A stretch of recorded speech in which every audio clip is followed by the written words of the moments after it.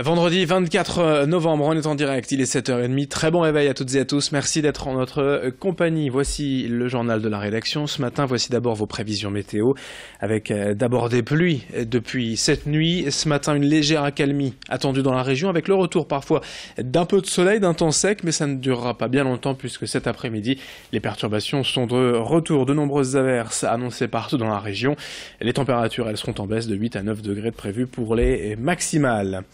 Sur les routes, ça reste compliqué évidemment ce matin sur les routes lilloises autour de l'agglomération, les ralentissements habituels sur l'autoroute A22, l'A1, l'A23, la rocade nord-ouest, la RN 41 et l'A25. Les ralentissements habituels, je vous le disais en ce vendredi matin, soyez prudents et patients au volant. L'actualité d'abord à la une en sport, c'est évidemment l'événement de cette fin d'année, la finale de la Coupe Davis de tennis. France-Belgique, dès cet après-midi et jusqu'à dimanche au stade Pierre de Mauroy de Villeneuve-d'Ascq, avec un nordiste d'abord à l'affiche, originaire de Lonne-Plage. Lucas Pouille va défier le Belge David Goffin, puis ce sera Jo-Wilfried Tsonga d'affronter Steve Darcis. Nous serons en direct tout à l'heure du stade Pierre-Mauroy vers 11h pour l'arrivée des premiers supporters et vous faire vivre l'ambiance d'avant-match. Autre information à vous donner, dès aujourd'hui jusqu'à dimanche, vous verrez forcément les bénévoles de la Banque Alimentaire et leur gilet orange dans les grandes surfaces. C'est la grande collecte nationale ce week-end. Rien que dans le Nord, ils seront 3000 volontaires dans près de 500 magasins, mais également dans les mairies, les écoles et dans certaines communes. Parfois, la collecte se fait à domicile. Pour rappel, on peut donner à peu près tout du moment que ce ne soit pas périssable. Ce week-end de collecte représente 15% de ce qui est distribué à l'année. L'an dernier, dans le département, 533 tonnes de denrées alimentaires avaient été récupérées, puis données ensuite à des associations œuvrant pour les plus démunis. Explication complémentaire de ce qu'il faut ou pas donner ce week-end au micro de Céline Nuret. Il nous manque toujours beaucoup de tout, mais il nous manque surtout parce qu'en collecte, ce qu'on peut seulement demander, ce sont des denrées non périssables. Alors c'est surtout des conserves de légumes, des plats cuisinés, des conserves de poissons, des pâtes, de l'huile, mais également aussi des produits pour bébés. Également des produits plaisir parce que bon, faut pas oublier que les gens ont besoin d'un petit peu de plaisir et de manger, c'est quand même agréable, bien manger. Donc du chocolat, des confiseries et aussi des produits un peu plus chers comme le café, etc. Alors n'oubliez pas, jusqu'à dimanche, dès aujourd'hui, la collecte de la Banque Alimentaire. Vous pouvez également aider en devenant bénévole si vous souhaitez aider autrement. Toutes les infos sur giletOrange.com. Dans cette édition également, demain, le 25 novembre, c'est la journée internationale de lutte contre les violences faites aux femmes, un thème plus que jamais dans l'actualité ces derniers temps. À cette occasion, la ville de Lille organise non pas un sit-in, mais un die-in, demain après-midi, place de la République. 123 femmes vont symboliquement s'allonger au sol pour représenter les 123 victimes qui succombent chaque année en France sous les coups de leurs conjoints. Pour en parler, nous vous proposons plusieurs témoignages d'anciennes victimes sorties de leur prise de leurs compagnons. On l'écoute. Mon quotidien, c'était un quotidien de dénigrement, de rabaissement, on va dire, violence physique pas extrêmement violente. C'était pas des gifles, j'ai jamais été frappée au sens, mais c'est de la violence gestuelle, comportementale, dans les mots, des insultes.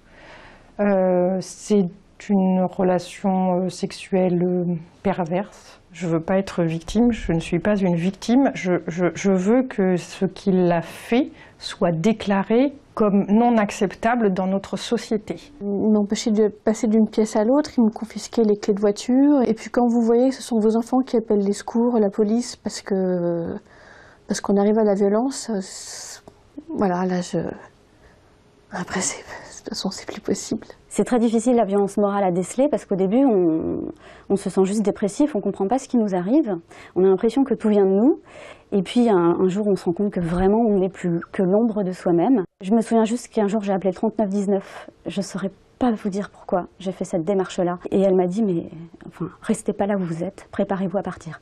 Voilà ce die-in, cette manifestation symbolique demain après-midi 14h30 place de la République à l'occasion, en ce 25 novembre, de la Journée internationale de lutte contre les violences faites aux femmes. On enchaîne avec toute autre chose, cette enquête pour le moins surprenante réalisée par l'IFOP, Institut de sondage, à l'occasion du 100e congrès des maires de France. C'était cette semaine à Paris. Un Français sur deux serait incapable de citer le nom du maire de sa commune. Explication détaillée avec Xavier Silly en plateau. On le sait, en France, les élections autres que les présidentielles n'ont pas la cote et une enquête réalisée par l'IFOP du 6 au 8 novembre dernier tente à le prouver au niveau local. C'est une enquête qui a été réalisée pour le Courrier des maires et elle montre qu'un Français sur deux aujourd'hui ne connaît pas le nom de son maire. Plus précisément, 39% des personnes interrogées ne le connaissent pas du tout lorsqu'on leur pose la question et 10% donnent une réponse erronée quand on leur demande qui est le maire de leur commune. Ceux qui sont les mieux connus sont les édiles des communes rurales, avec 61% des personnes interrogées qui citent le nom directement et avec succès. Arrivent ensuite les maires des villes isolées avec 53% de bonnes réponses. Les maires des villes centres arrivent ensuite avec 48% de bonnes réponses. Et puis ça descend progressivement avec les maires des banlieues aisées avec 42% de bonnes réponses et les maires des banlieues populaires avec 38% de bonnes réponses. Quant à nous, eh bien nous sommes allés vous rencontrer sur la Grande Place de Lille pour vous poser directement la question.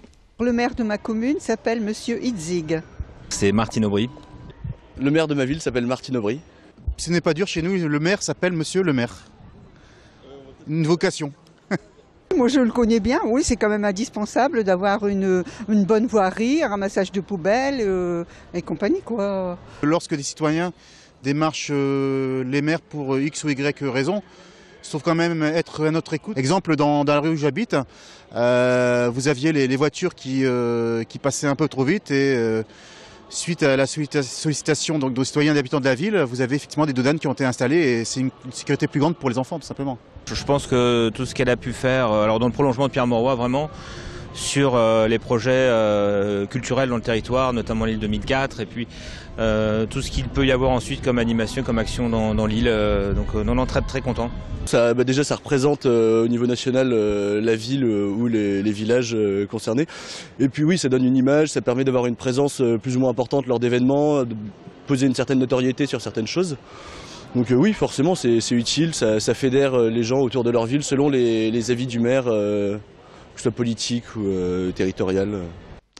Voilà pour cette enquête et pour conclure, on peut noter que les villes de plus de 15 000 habitants dans cette enquête sont celles qui voient les concitoyens connaître le mieux leur maire puisqu'ils sont 69% à donner le nom directement de leur maire lorsqu'on leur pose la question.